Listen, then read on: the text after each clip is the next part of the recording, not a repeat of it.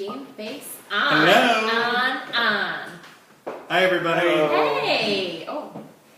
Every week is the same problem. Always forget. Did No you turn down your Again, volume? all the volume is down. Yes, volume is down. All I want to do is see the video. There we are. And we we are are a Oh, go. yes. See, for those of you that log in early, you're able to watch the pre-show. Yes. And Or outtakes as we us making fools of ourselves a little bit, or at least Wayne, I don't know. part of our charm. Yeah, no. So should we start out with the good news? Yes. Drum roll. Here are the cookies. Woo! Woohoo! Yes. And the winner of the cookies, Jennifer, or as I know her, Jenny Murray. Wasn't me. No. Congratulations. Congrats. Congrats, Jenny. I will find a way to get the cookies. to you. Cheers. Cheers. So, To you. if you would like a chance to win cookies for this month's entry, all you have to do is easy. You can write a question in one of the Wine Wednesdays this month, Mhm. or you can private message any of the three of us. With the real estate question. Right. Yes, real estate related, please. We can't help you with your love life. This is not that show. You don't want that So, help. Maybe though. yes. That might be a good idea. We can answer those questions, but it doesn't get you entered in Yeah, the drawing. no. Correct. You So- don't get to win real estate Yes. cookies. So, enter your question, and then we will pick a winner, and then next month, this time, we will pick May's winner. 1 month from now. Yes, and you may very well end up with your own Plenty of cookies. Or, and, in addition to, Uh-oh. at that point, maybe we'll have our 43 Wines signature Oh. wine custom label bottle. We are. We're going to have our own That's private not signature wine. label. That's a different one. It's not. But it will, yes, private label. Exclusive only to 43 homes. So, go ahead. So, with carry that on. being said, shall we discuss today's topic? Yes. You know Yes. you know what the easiest thing in the world to do is when I watch TV? What? HGTV tells me that distressed properties are the easiest way to make money. I love those shows on HGTV because they just are not very realistic. Reality TV. Right. To a T. Yeah, they say it's easy, they say it's wonderful, they say, oh yeah, there's just a ton of them, so go buy one. Yeah. It's just Because like, you want one of those. Mm-hmm. So, Do you? Me? No. Do I want one? It depends. I don't think I want one. You may not want one. Do you want one? I have, but I don't now. Yeah. I have a client. I have two clients actually that love them. I do as well. Yeah, I think there's going to be probably a specific buyer for that. And we'll get into that in just a few minutes. So today's topic, if you haven't picked up yet, is distressed properties. And distressed properties go by a lot of different names. Like what? Bank owned, short sale, Foreclosure, HUD. Estate Vacant sale. estate. estate sale. sale. There's a lot of them.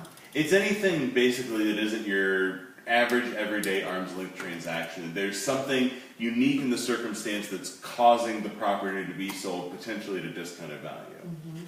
I say potentially. Yes. Well, and one of the things we found in this market is that there aren't as many of them anymore, so they're not quite the deal that they used to be, Right. quite honestly. For a plethora of reasons. But mainly because there's a glare. You're good. Oh. Wah, wah, wah. Oh. Oh, Wayne's doing a I'll software get that for update. you. You sit down and Is start that talking. mine? That's Yeah, yours. you get hit later. Oh, later. See, this is a. What's your pad? Oh. Maybe you need to go. Okay. And I'm back. Hi. Hi. So, yeah. We love this live thing. And I hope you guys all bear with us. It's part of the fun. It is. So, okay. So have you represented anyone in a distressed property purchase? I have. We have dealt mainly with estates. Estates are a unique creature in and of themselves. which we're not really going to cover today. We're not, but we can talk about later. Yes, we can mention it here, not really applying to the topic we're discussing today, but yes. But I have also worked with clients on bank-owned properties and HUD properties. Yes, and I have too. I always find that I get a lot of people who are interested in them. Oh, Wayne's back. Hi everyone. Welcome back. So I find that's always a great, when I'm talking to a client or a potentially new client, hey, yeah, why don't you add the foreclosed homes into my search? And I always like to have a conversation about those homes because I think that the purchase is a little misrepresented on HGTV and other TV shows that have these as, and typically that's where people are learning that this might be a route they want to go. Never say no to adding those in, but always want you to be educated on it. So why don't we start there? I think that's a good idea. So we're going to start with the bank-owned properties, the REOs.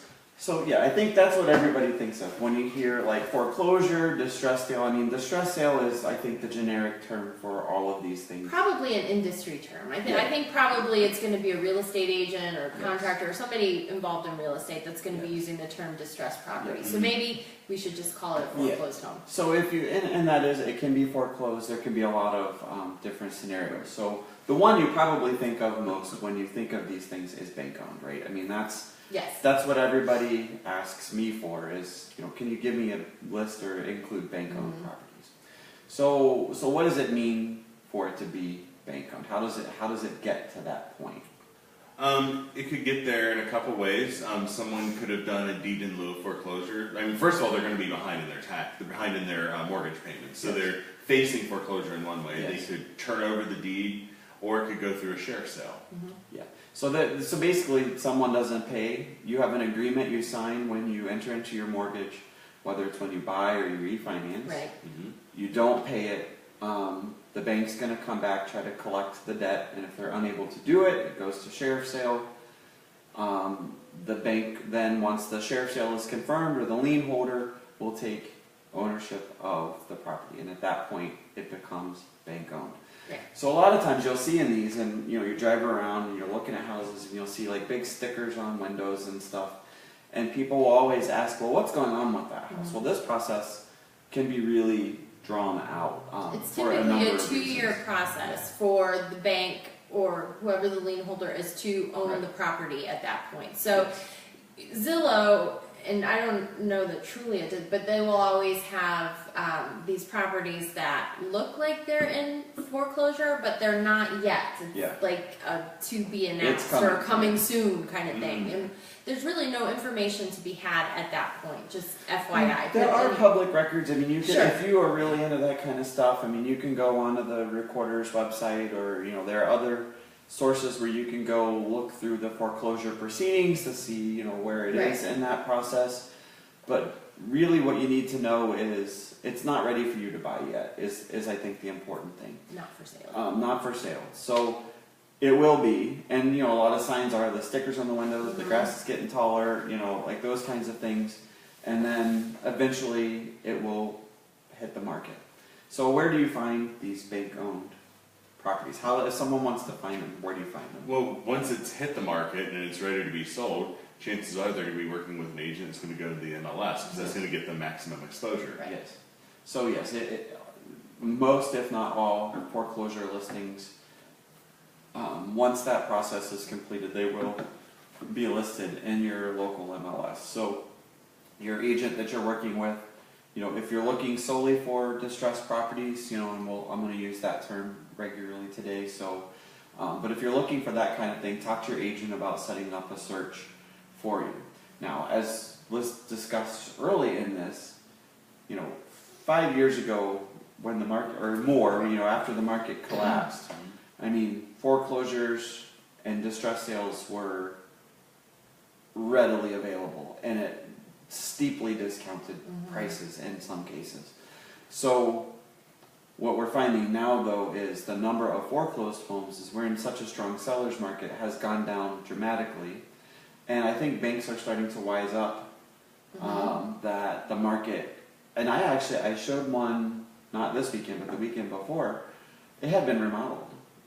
They Mhm. actually went in, put new carpet in, new Sure. cabinets, new countertops, new appliances except the refrigerator. So I think the banks are getting wise in that they know an investor might buy it for $20,000 less, and if they just sink a little bit of money in it, they could probably reap that reward as opposed to selling to somebody That's else. interesting. So In my experience, I have only been in one home that foreclosed home, distressed property, whatever you want to call it today, that was market ready. yeah. So, A lot of times you'll go in, the power won't be on. You know, if you're looking in the winter, it's going to be cold. The smoke alarms are going to be beeping because no one's replaced the batteries. hopefully it's winterized. Yeah, Yeah. and usually, I mean, very often and most times they have winterized those properties because they don't want to deal with busted pipes and, you know, water problems. So, And you know, along those lines, one thing to keep in mind before you walk into these properties is you don't know what you're going to walk into.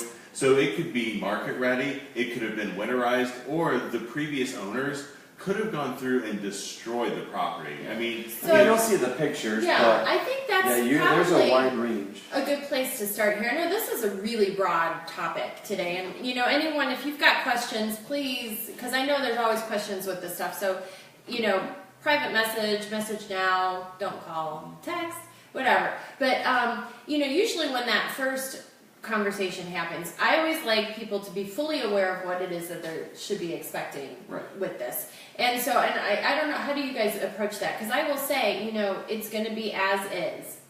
Meaning, Yes. you are getting the house as is. You can certainly do an inspection, and dependent on, you know, things that you signed and agreements, and, you know, in this industry, everything is pending. You know, there's typical scenarios, which we cover now, but there's always going to be something that is out of the ordinary. But typically, you can have an inspection done, and if you're not satisfied with the condition of the property, you know, then cross those bridges Yeah. as they come. Meaning, you know, so there's going to be the bank-owned homes, foreclosed homes, and then there's HUD homes, which are the same in that they're both Someone stops bank-owned, paying, yeah. but one is the government-based loan, so it's going to be FHA or VA, which is the HUD home, and then you have the foreclosed home. So the one thing I do like about HUD homes is that you kind of get an inspection done. They will somewhat tell you if They've already pre-done an inspection. Right. That's on So the website. you have a better basis of knowledge of what's going on. So maybe sometimes the HVAC system isn't functioning. Maybe electric isn't functioning. Maybe the water system, there's a plumbing issue. There might be mold. So, you know, they give you at least a little bit of background on what to expect. So, you know, still have your inspection done, but you may have a little bit more knowledge of what you might need. Whereas with a foreclosed home, just a regular bank-owned property, you won't have that. So it's kind of, you know, important to know that these properties are being sold as is, so you get what you get, and you're not really in a position to negotiate with the banks or whoever the seller might be at that point for repair. They will not repair. no. They won't repair. That just will not happen. So don't go in with the expectation. Having all of this been said, Yes. so when you write your realtor writes your standard real estate purchase agreement and submits it to the bank for their consideration. When the bank gets that and say they want to accept your offer, at that point they're going to send you their own addenda. So they're going to send you a pretty long document, and the things in that document are going to supersede what is in your existing purchase contract. It is very, very, very, very, and I can't stress it enough, important. Very. Yes, that you read that and you read it carefully, because there are instances where you will not get it, and you can do an inspection, but you're doing it for your own information, and there are some instances where you can't even terminate the contract. You have to do all inspections prior to entering into an agreement, and usually that is spelled out in your listing agreement. Mm-hmm. And I'm starting to see a lot more some of these auction sites popping up. Mm-hmm. One of them, for instance, is Hubzu.com. Oh, yeah. A lot of Yeah. banks are now listing with agents on Hubzu.com. It's HUBZU.com if you're curious to go see what I'm talking about. But they're live online auctions. You know, you enter your your agent enters your bid for you. There's a period of time. Now, you can't do like eBay and enter your bid 5 minutes before that it expired. You can, but what it does is it extends the bidding period for a period of time following the last bid within that bid period. So on eBay, of course, you can go in and you wait till there's 5 seconds, you place your bid, and hopefully you're the winning bidder. On Hubzu, if you do that, then it extends it an additional period of time, and then until that additional period of time passes with no bids, that's when a winner is determined. So don't expect to go enter at the last minute.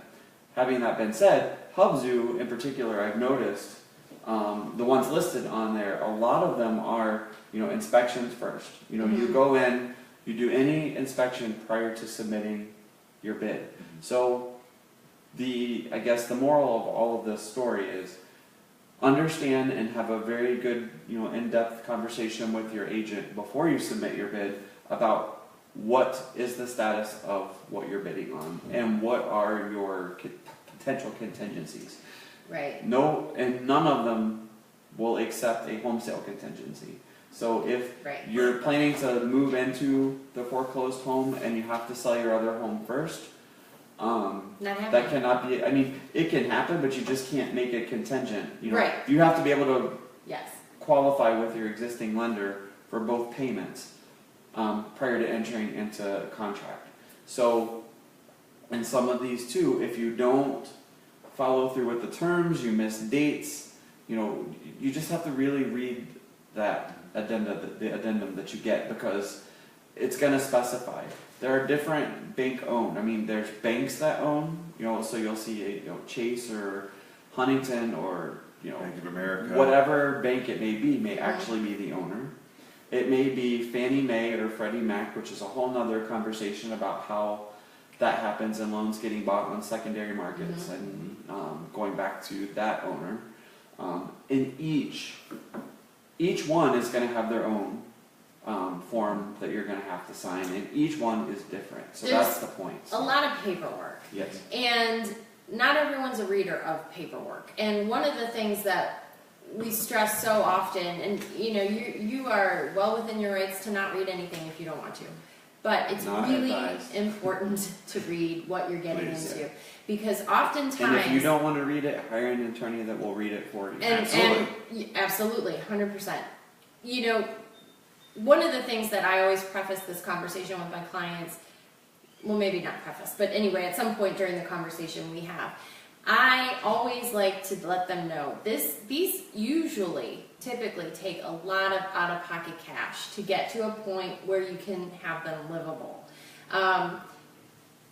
Note, it is a 2-year process. Sometimes those homes are vacant for 2 years. Sometimes they're not. Sometimes people vacate right, and things happen at the last minute. Right. But yeah, those pipes can freeze. I've been in homes where it is only the studs on the wall, it's just studded. You'll see a lot of times in the basement, because the basement ends up getting water in it. The drywall gets wet, and they will come cut the drywall out. Yeah, to keep it where it won't mold and the mold grow further up into the home. Oftentimes mold. It's just you don't know. So. And when you're bidding on those auction sites or any of these, they require earnest money, and they will require some out-of-pocket fees to be paid. So you do need to have a little bit of cash flow there. So Hubzu, for instance, since we brought that up, they charge a buyer's premium, and I want to say the buyer's premium is a percentage, isn't it? It's 1% or something of the. Yeah. And don't quote me on that. Go on Hubzu to look it up, and it's going to depend on the listing. But but there is, you'll find on the online auctions, outside of even that website, there's a technology fee, there's, closing fee. You can choose to work with your own title company, but if you use your own title company, then they're going to charge you for your own title, your own owner's insurance policy, which is usually paid by the seller. You can use their title company, and I think that's an acceptable thing to do. I don't know why you would use your own in that instance if you're going to have to pay more money. But in any case, just understand, the whole point being understand, what you're getting into. And on the note of buying, as is, assuming that you enter into a contract where you're still allowed the inspection and that is a contingency, if you get into it and your inspection, you find, whoa, it has to be material defects. But if you get into it and you determine, okay, this is way more than I thought I was getting myself into, you would still have, if it's allowed within what you've signed, have the right to get out of it. Now, you're not going to get back, any inspection fee that you paid, Right. and any out-of-pocket costs that came up front. Really, at that point, it's probably just your inspection. But in any case, you can still get out of it. And none of this is intended to scare you. No. I mean, there are Education. there are opportunities out there, and there are Absolutely, there are. and your agent, who knows the market, can if you're whether you're looking for something to live in or as an investment, can really point you, to those kinds of opportunities. We've all we've been through this process, so we get it. And some of the other things is don't miss dates. Dates are very important. Just read that. One of the Next one point. of the easiest ways to lose your earnest deposit is to miss a date in a bank-owned contract. So, well, in contracts, so when you're, how would you, is there a difference, would you say, between working with what would be the normal seller transaction or a bank-owned transaction? I mean, so what are you talking about with dates? I think.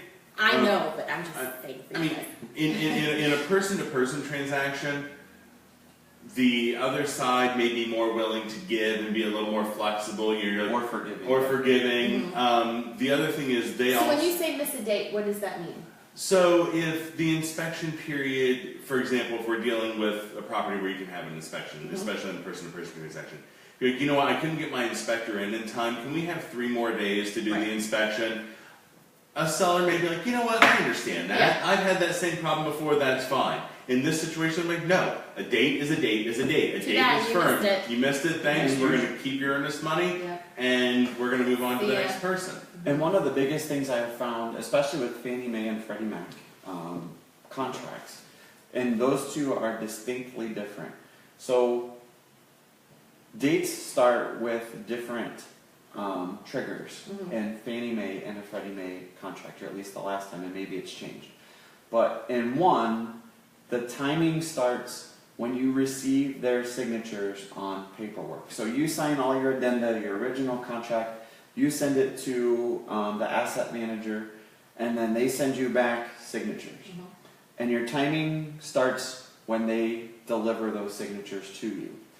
And the other one, the dates start with when you are notified you are the winning bidder.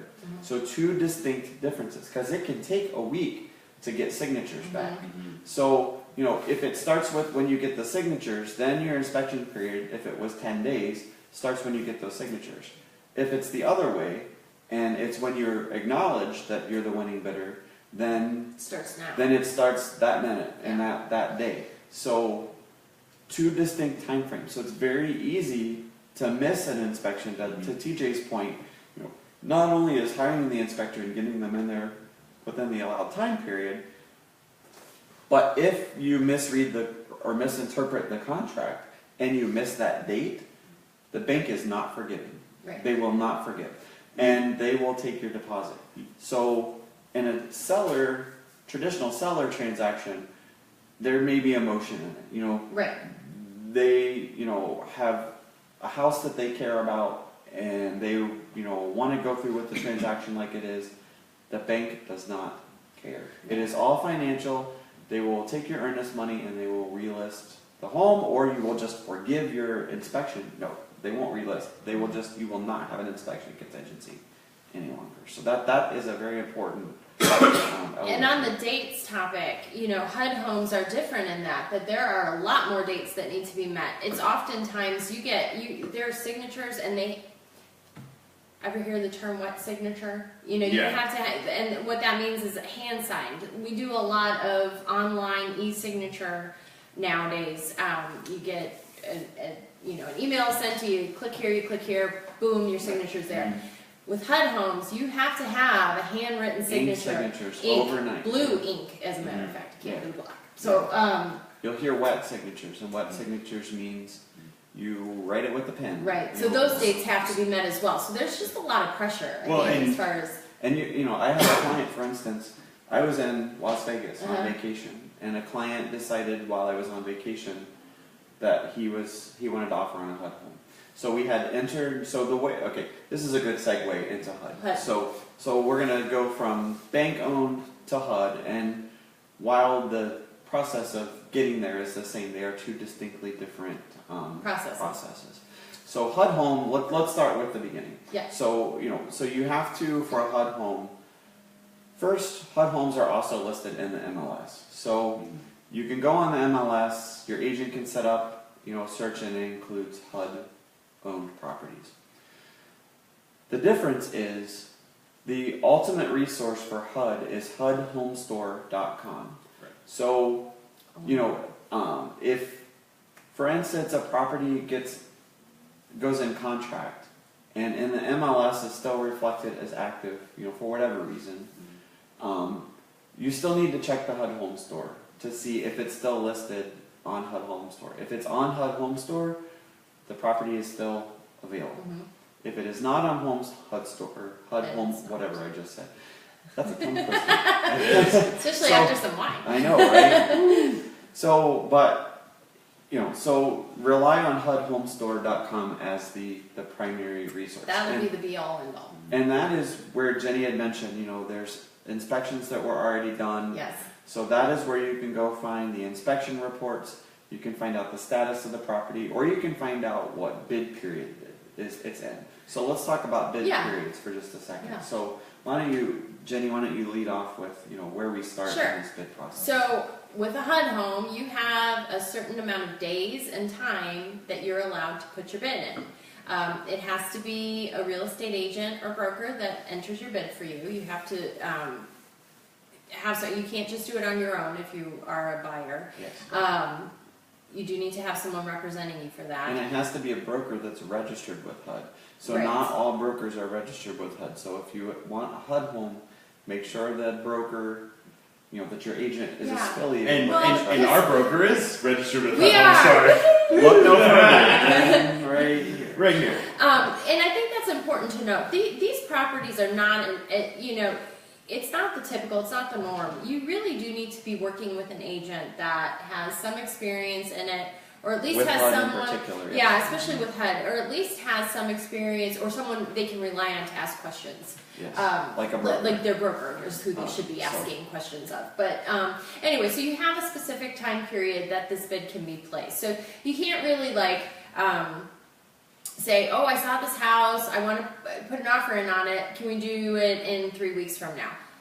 Maybe, but likely not. It's probably at a point where there's 12 hours left Right. to put that bid in, and so you only have until that time. So go ahead. Or on that same vein, I saw this house, I really like it, I want to submit an offer, but I only want to give them 6 hours to decide. Yeah, If no, the it bids doesn't are work like open that for either. another day, they're open for another day. And Or- most importantly, you have no idea how many people have bid or Right. what the bids are at. So don't ask because we Yeah. don't know. And there's no way to find out. It And this doesn't is matter. this is true with bank owned and HUD. Right. You know, so I mean, as far as submitting your offer, you know, the bank, all of these, you know, a seller, you know, for instance, I have a seller right now, and the seller said to me, I'm not necessarily interested in the highest offer. I'm interested in the strongest offer. And what he meant by that was how well qualified the buyer is, you know, if they're paying cash versus financing, just all terms within the contract. At the bottom line for the bank is the dollar. And that is what is going to decide whether or not they take. You know, I get people who have said to me, well, I'm submitting cash. The bank doesn't care. They don't- It's all cash to the bank at close. At closing, it's all cash. to the So seller. it's the bottom line. So that is true with foreclosures, Yes. HUD, whatever Yeah. type of distress sale. Yeah. I think. So, generally. and just, you know, you think, oh, well, it's a HUD home, it's bank owned. I want to come in 30 below. 30 grand below what the list price is. Well, sometimes that'll work, sometimes it won't. It depends It on. worked a lot several years ago. Yeah, now not so Now, much. You can submit, and we will. You know, if you tell us you want 30 grand below, for $100,000 house, 30% below. Happy I mean, to do it for you. That's what we you are want. obligated to submit what you want to submit. Now, And we sometimes may they advise go against over it. too. I mean, Yeah. there's that, dependent on area, dependent on the house, dependent on the price. Sometimes you will get up, it's going to close above. And these bids may be restricted to a specific type of buyer. Yes. So that is the Depending on important the element. property. So first is the restricted. The first thing that happens with a HUD home is it is in what is called the restricted period. And the restricted period is limited to only owner occupants, so someone who's going to buy the house and actually live in it, and nonprofit organizations. So during that restricted period, which I think is up to 30 days, or maybe it's only 15 days, but in any case, that is only people that can bid during a restricted period. Now, I've had people ask me as well, how are they going to know? I'm going to bid anyways, and I'm going to buy it as investment. Well, let me tell you, you're buying a property owned by the federal government, okay? They know. And you are buying when you see well, they do. Big Brother's watching. They're watching Watching the news like that. Everybody's being watched. So, but in any case, you sign something under the penalty of perjury, which is a major Kind of a big deal. That you are buying it and you're going to live in it. And if you are found to not be doing that, then you're going to face federal penalties. And I think the fine starts at significant amounts of money and even potentially jail time. So Probably don't want to go so there. just don't. do it. It's not worth it. There's nothing in the world worth it. I don't care what the price of the home is or how good of a deal you think you're getting. Yeah. Don't do it. Don't do it. And we won't do it. If we know you're not living there, I will not submit. If I know you're not an owner occupant, Yeah. I will not submit for you. So just know. After the restricted period ends, it will open to investors and all other buyers, Right. pretty much at that point. So, at that point, anybody is welcome to bid on the home. HUD, like Jenny and I think TJ mentioned, is part of the government. And the government is interested in building home ownership. I think everybody has a vested interest in the economy, and the economy does well, and great if investors can help the economy. But the government really is trying to serve owner occupants and homeowners first. So make sure that, that's when your bidding is. And then you get that advantage if you're an owner occupant to bid during that restricted period. And in that same vein, though, they want to build stable home ownership. So if you're going to be an owner occupant and you've done this same thing in less than 24 months, you're probably going to be restricted from bidding on that property. No, you're not probably. You will not be able to buy if you bid. Well, no, I meant provided Yeah. during the restricted period. After the restricted period, But if you buy a home as an owner occupant during any period, whether it's restricted or not, past the restricted period, and forget what the term they give it. If you're an owner occupant, you cannot buy another HUD home within 24 months. HUD, or what about the bank owned? No, bank owned, you can buy whatever you want in bank owned. Okay, so. Now, bank owned we'll talk about deed restrictions with bank owned in just a second. Remind me about that. Okay. So HUD will restrict you. If you owned a HUD owned home within 24 months, you cannot buy another one. And you were an owner occupant. So you buy a HUD home, you live now. You certify when you are the winning bidder for HUD that you will live there for 12 months. So you must certify when you buy a HUD home that you will live there for 12 months.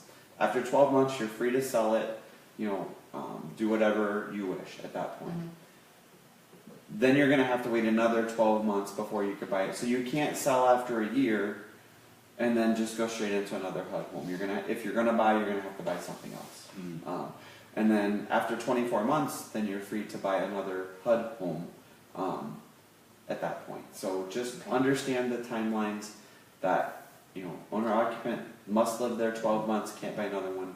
and on those conditions, I can't remember the timing. Provided the home isn't able to be occupied because of certain issues based on the quality of the home, you still only have so many days to move into the home after closing. Isn't it? I can't remember what those days are. Do you remember? I don't know about that. So that segues into a good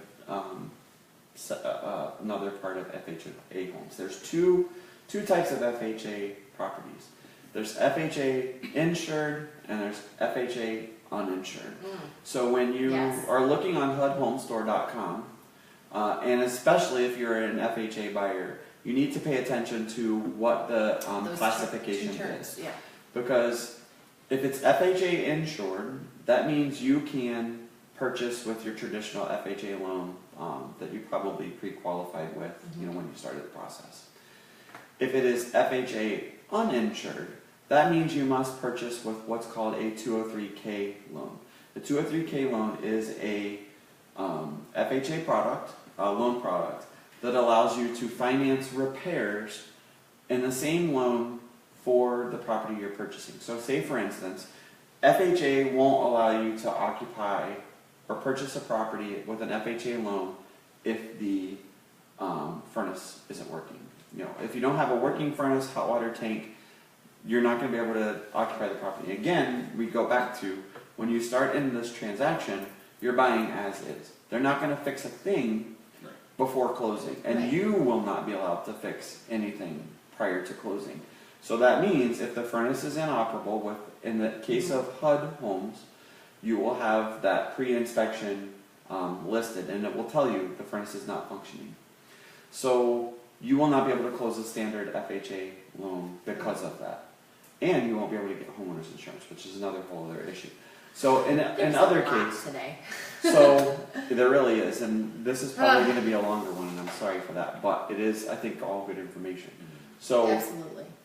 in any case, so for the FHA uninsured, which could be a property that has a non-working furnace or has other structural issues, like an engineer has said it needs steel support beams, which isn't always the end of the world. I mean, No, it's not. and it doesn't mean it's not an inhabitable house. It just means they're not going to give you a loan until those beams are installed, or you do an FHA 203K, which means you will have those beams done. So you assign an agreement with the bank, you hire a contractor, the work gets done, they release funds, and the 203K loan will actually give you money up front for repairs. Fannie Mae and Freddie Mac. Pending, the house needs to appraise. Yes, at the For- post-renovation. I mean, this is like, again, we'll have to have a lender we need come a in again. 203K Yeah, loan day. yeah, because this is a whole nother thing. So we're gonna really high level this, but just note, you will have to have contractors come in and give you an amount of money for what repairs Yes. might need to be Licensed done general prior contractor. to. I mean, this is not like the bank says, okay, have this amount of money and you have this to make the DIY repairs. it yourself. Yeah, you have to find out from contractors what that amount of money is to make whatever the repairs are that are needed to be made. DIY away with paint and Not cosmetics. happening. Yeah, right, but right. things that are going to require permits. And especially if the bank is financing them. Yeah. And they then, will inspect. So yeah, so with all that being said, once you find out that amount, the house then needs to be able to appraise at the home, at the price you're selling it, that you're purchasing it for, plus those escrowed amounts of repair. So what sorry. the bank to that point, the bank will say there is a pre-renovation and a post-renovation value. So for a 203K loan, the pre-renovation value is the purchase price that you enter into in your contract. Post-renovation value is, I'm going to spend $10,000 to upgrade HVAC and you can do kitchen repairs. Like you can remodel the kitchen. You can do those kinds of Right. things. So if the kitchen is a complete disaster, or the previous owner, TJ mentioned earlier, or I think Jenny, that they ripped that stuff out when they left just because they were mad the bank was taking it back, the bank will allow you to do those kinds of repairs, if you have an estimate from a qualified licensed contractor. So you can finance all of those things, and that gets you to, so say you're going to spend $10,000. Right. That is your post-renovation value, and the appraiser will look at the house to verify that it can qualify at the pre-renovation value, and then they will say, okay, if they make these repairs, the home is still worth the post-renovation value. So Jenny makes an excellent point along those lines, that yes, post-renovation must meet both of those values. Your down payment will be determined based upon the total amount you're borrowing. So say you were gonna, FHA requires 3.5% down. you're buying a $100,000 house, you're putting $110,000 into it. Now you're going to have to put down 3.5% of $110,000 $110,000. and not Right. $100,000. Yeah. So I mean, in that case, it's not a whole lot more. No, but It's, it the can more be. you up that, Yeah. like, the more It it can add gets. up. Mhm. So, So again, out of pocket costs. yes.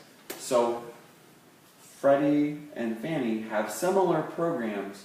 The main difference that you will find. So we talked about bank owned and Freddie Mac and Fannie Mae properties.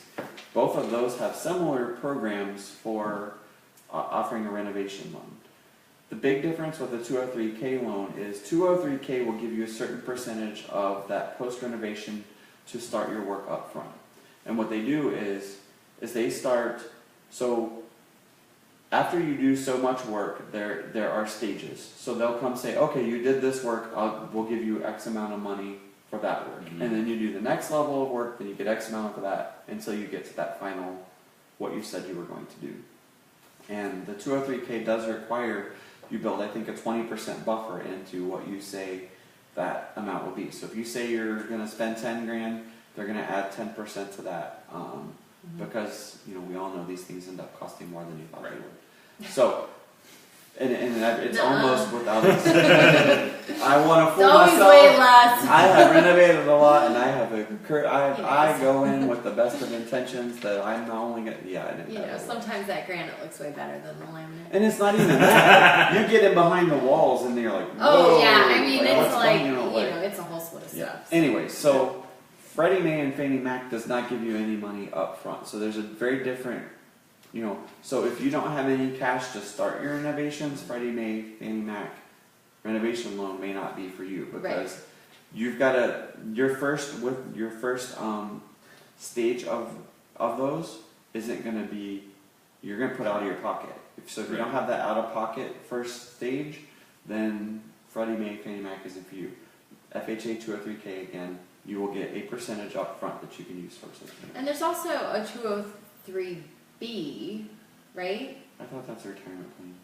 No. Maybe it's something else. we- It may be 203B. Any lenders out there? Yeah. We need to get some lenders in on these. We're gonna subjects. get a lender in. So talk the about cool renovation thing loans. about Facebook Live now is that if you're watching one of us, we can invite you to come in on the conversation. Now, Anybody listening to the podcast, I'm really sorry because I just clanked my glass against the microphone. Your ears probably just exploded. So I just did it too for fun. So, But anyway, um, I don't know. Okay, so this is a lot of information, and please, we understand that, and we know that, and it's, so we're gonna gloss over a couple other real quick things yes, please with the HUD do. things. Yeah. So, or let's just do a little quick overview of HUD. Yes. So HUD, you initially offer on HUDHomestore.com. Must be done with a licensed broker registered with HUD. But you can go look at that stuff. I mean, you can. Right. You have access to look at the homes that are available. HUDHomestore.com. Go look away. Yeah, and you'll see all the same stuff we see. However, to place an offer, to place a bid, you need one of us. Yes. Right. First comes owner occupants and nonprofits during the restricted period, so you can bid during those periods. If you're the winning bidder again, you certify you're going to live in it if you're an owner occupant and can't buy again for 2 more years if you do occupy the property. Mhm. All right. Lastly, pay close attention to dates and read closely the addenda that are provided. Please read. Yes. This is not the time to skip. No. No. So. Now, there's a whole. At this point, we've gotten to instances where people have left the home and either the bank or the government owns them, but there's a whole classification of distressed properties that happen before that process. Yes. And I've worked with folks on both ends of this process, and that's the short sale.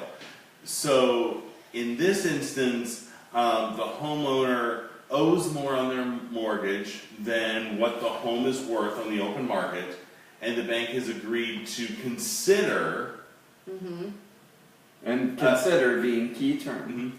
a sale price for less than what the seller owns. However, the bank is, by the way, still continuing the foreclosure process and reserves the right to continue that process through the sheriff's sale and then taking it as a bank-owned property. This is a little bit different beast. So majorly different. yeah, I will say that I tend to shy away from the short sale. And I shy my Personally, clients away from short And sales. that's usually what I recommend as well. Only in that it can take a year or more to close. Or Usually a that year shuts or more people and down. not get it. Like, Yeah, you know, well, and even worse. Like, Yeah, yeah. because we there's- all know this is an emotional process. Right. You know, so you get yourself. We all live in our homes. These are homes. You know, again, 43 homes. Cheesy. It's not just a house. It's a home. Right. But it is true. Like, you know, and it's. Not So- a hashtag. It's the motto. It's our But it brand. is true. I mean, and you know, I just recently bought my own home, Yeah. so I was reminded of how emotional Mhm. the process is. Because when you walk in a home, you're picturing the things that happen in your life. You know, it's you don't buy it and you walk in and you're picturing where the couch goes and where the TV goes, where your dining room table, and oh my gosh, I can cook some amazing meals in this Mhm. kitchen. And look at that dining room table. We can have the whole family over for the holidays. So, it just instantly in your mind, you have already triggered naturally emotional responses. And if you are an overly emotional person, and listen closely, if you are an overly emotional person, a short sale is not No. for you. Because, depending upon where it is in this process, like Jenny said, this can take a year. And at the end of the year, and you've been planning those holiday meals all this time, and at the end of the year, the bank just decides, well, we're just going to go forward with the foreclosure process. So it's kind of like this. If you have a lease up in June, Timing, yes. don't do a short sale No. You cannot time this. because it's April now. Yeah. So, or if it's not for the faint of heart. Quite frankly, it is gambling. I'm going through one Really, right now, and we're hopefully set to close. Knock on fake wood. We're gonna. Oh, sorry again to the podcast. But we're supposed to close here in less than 8 days. And there are still some things up in the air. So okay. So let's talk about why. Why? Let's get into the substance of this issue. First of all, the bank is taking less money than they're owed. And think about that. Reverse the scenario. I owe you $300,000 because I borrowed my money from you to buy a house. Okay. And for so whatever now, reason, you're in some sort of financial distress, Yes. be it So- divorce, be it job You lost loss, your job. be it just a pay cut. I don't know. something happened. You can't pay the Medical bills anymore. expenses. You can't pay the mortgage. You can't pay. Medical. You can't pay the mortgage anymore. Very, Right. very, very excellent point. So at that point, You're getting those letters, I can't pay you back. Now I can't pay you back. right? So the options are, okay, the bank's going to go through the foreclosure process. Now, to qualify for a short sale, you must be able to prove some sort of hardship. In the instance, in the one that I'm doing right now, one of the two people who own the house died. I don't know more of a hardship that you could prove. Right. So now there were two incomes paying for the house. One of the people dies. Now that changes, right? I mean, there's less income to be able to pay. So they proved the hardship. So we pretty much got the short sale part of this approved. But you have to prove that hardship as the seller. So when you're the buyer, you're at the mercy of the seller proving all of these things and following up and sending all the documents, because they are going to have to send so much stuff to the bank. I mean, they're going to have to, to the extent of proving that the other person died, they probably got to, I don't even know, but they probably had to send a death certificate to actually prove they died. Like, I don't know, that may be overstating, but in any case, there's a lot the seller is going to have to do, and they've got a long process to get through. And as the buyer, so the seller can prove their hardship and they can start this process when they know they're in trouble. So like when that person dies and they know this is, or they get divorced and they know there's going to be an issue, they can start the short sale process and start sending those documents to the bank to get short sale approval. The bank, however, is not going to take this seriously until they receive an offer on the property. So the property must be listed in the MLS by an agent, and you must get an offer to really even start this ball rolling. Because at that point, the bank is going to look at the hardship waivers and all the stuff the seller has submitted. They're going to look at the purchase agreement. They're going to look at how much is owed and whether or not it's acceptable to them, that, you know, how far apart they are from what they will take versus the offer that they get. Now, they can counter your offer. They can reject your offer. They can just say, we're not going through with the short sale because we don't think you have a hardship. But all of this takes time, you know, and you're sitting on the other end after you submit your offer waiting on it. So. You know, I think we've said this a million times, that we try to advise our clients that at the end of the day, this is a business transaction. And I think the short sale and these other ones that we've talked about today are the ultimate business transaction. Because you're dealing with an entity. And your seller will sign. So your seller, if they get an offer, you know, they're going to sign the best offer that they get, and then that will go to the bank. But the caveat is, all of this is contingent upon the lien holder approval, which, you know, is getting to TJ's, you know, point here, I think. So and it's hard, right? Because in most buying and selling instances, you're dealing with a person, and you understand that you both have emotions tied to it. And in this, none of these entities that we've talked about are in any hurry. They're looking at their bottom line, and they're looking at their dollar. And that's really all they care about, quite frankly. Yeah. I mean, they don't care about you. They don't care about the seller. They don't care about that note that you sent, or you know, the fact that, oh, you know, my grandparents grew up in this home and we really want this home back in the family. They don't care about any of that. And selling can be emotional too, but for these guys, or, you know, or gals, or whoever it is, you know, that are sitting states away, that are the actual owner, they know nothing about the property, they know nothing about you. No.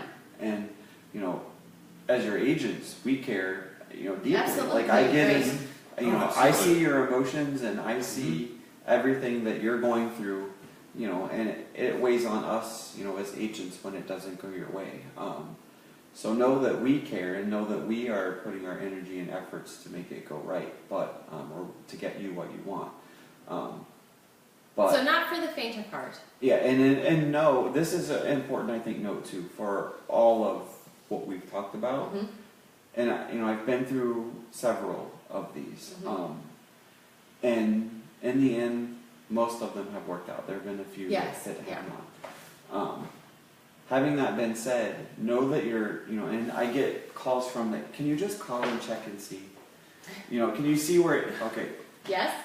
Yes and no. So, you know that on the other end of this is a lot of times a major corporation that has tens of thousands of employees and has thousands of these same situations going on. And it's not that we don't want to call, and it's not that we don't want to know what's going on. It's that we are truly have no control over the situation. Once it gets to a certain point, the control is out of anyone's hands remotely close to the transaction.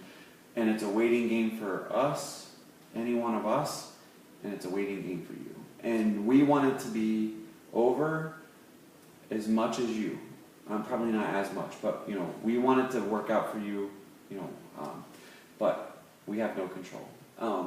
And you know, I've had clients that I think thinks I could do something to control the situation. And as much, look, I'm as big a control freak as you're gonna find.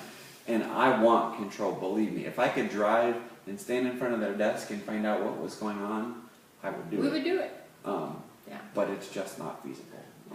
No, so, I think all that being said, there are situations like we talked about at the very beginning where any of these distressed properties are right for the right buyer. And just like anything. that is the most important point, I think, for all of this. And I think if you're willing to take the risk, if you're willing to recognize that this is the ultimate home buying business transaction, and if you're willing to be diligent and consistent, then this can be the right product for you, with the added condition that you are not on a tight timeline. Bring it in. Boom. Blow back. CJ just preached, Mike, and if I could lift that mic and drop it without so breaking drop my- it. But that is not a cheap But mic, it's so we are dropped. not going to drop it. Wait, I'm gonna be the Verizon guy. One more thing. Just kidding. No. So no, but I There's really a lot here today. I mean, I think- I mean, you summed it up. I mean, that that I was can't amazing, even. Yeah, TJ. Thank you. absolutely. He's amazing. and maybe it's not even the wine. That guy. Like that was good. So, but it was a lot, No, it was and I good. really think we could dive into a lot of these individual Yeah, topics. But if you have questions on any of these specific Yes. topics, message us, ask us questions, get Win entered some into the cookies. drawing for these delicious month. cookies next month's box. Or what? It's a different And box. wine. It's not going to be the same box. They'll be fresh. We promise. Jenny will probably have long eaten those cookies if they make it to her house. Don't tell her. Not this Jenny. No, Jenny Oh. Murray. Jenny Murray. Sugar's not on the plan, Wayne. And you know what? The whole time the topic's been the same because I can't read it on this side. So sorry if you're trying to follow along. Oh, on the. Yeah. On I this was side. wondering about that. I've looked at that a few times thinking, is it, I Yeah, can't see it. and so- you probably can't see it either. So we had bad lighting today, so we'll do better next week. So, podcast, We'll be available 43homes.com. you can listen. You know, we're trying to figure Oh, this I whole did get a Apple phone thing call, out. that's Yeah, they won't hear that. So we're trying to figure out how to get these things in a more accessible way.